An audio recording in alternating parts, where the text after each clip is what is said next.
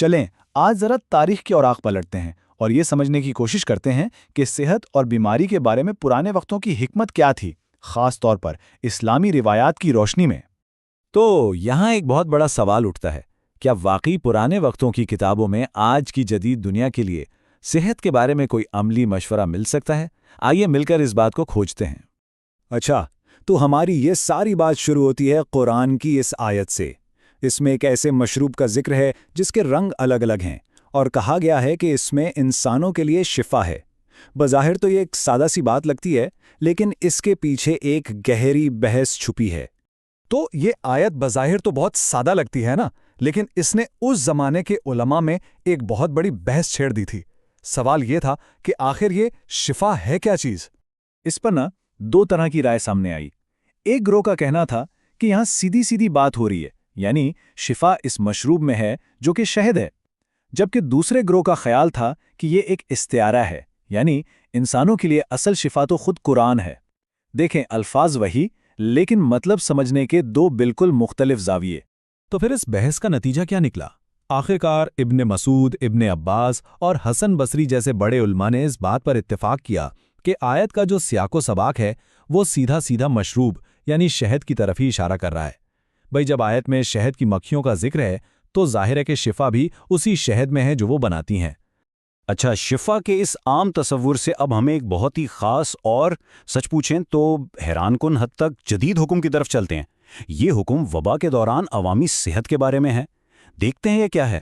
یہ ہدایت واقعی کمال کی ہے۔ ذرا سوچیں، اس میں وبا کو روکنے کے لیے ایک بہت واضح دو حصوں والی حکمت عملی دی گئی ہے۔ پہلی بات، اگر کسی علاقے میں طاعون پھیلا ہوا ہے تو وہاں مت جاؤ، اور دوسری بات، اگر کوئی پہلے سے ہی اس علاقے میں موجود ہے تو وہاں سے باہر مت نکلو۔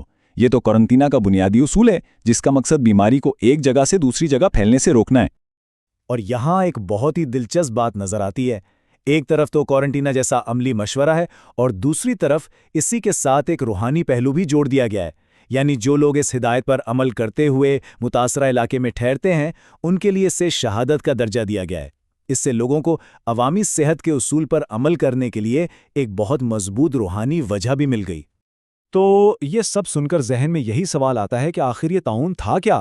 ایسی کون سی بیماری تھی جس کا اتنا خوف تھا، اور اس کی علامات کیا تھیں؟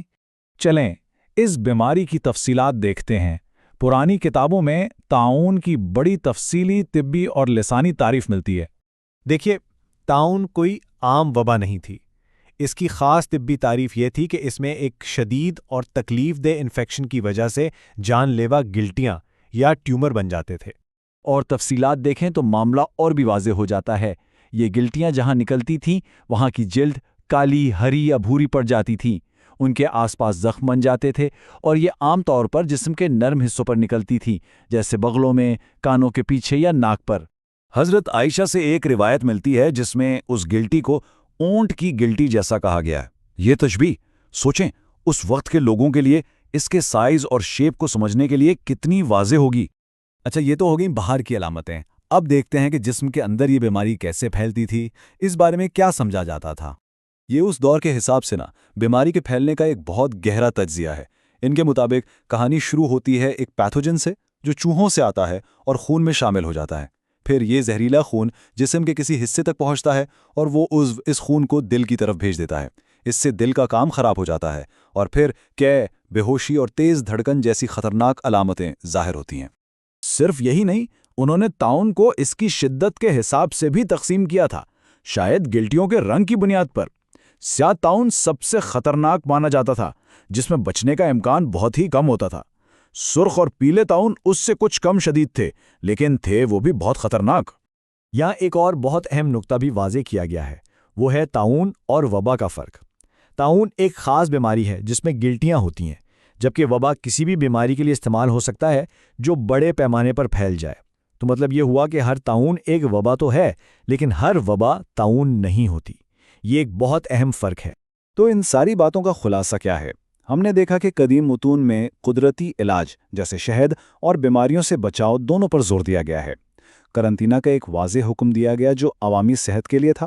اس عملی قدم کو روحانی طور پر بھی سپورٹ کیا گیا تھا، اور ساتھ ہی طاعون کی علامات اور اس کے پھیلنے کے بارے میں ایک تفصیلی طبی سمجھ بھی موجود تھی۔ اور یہ سب ہمیں ایک آخری بڑے سوال پر لا کے چھوڑ دیتا ہے۔ جب ہم عوامی صحت کے عملی اقدامات، طبی مشاہدے اور روحانی حمایت کا یہ تاریخی امتزاج دیکھتے ہیں تو ہمیں سوچنا چاہیے یہ قدیم حکمت آج کے جدید بحرانوں سے نپٹنے میں ہماری رہنمائی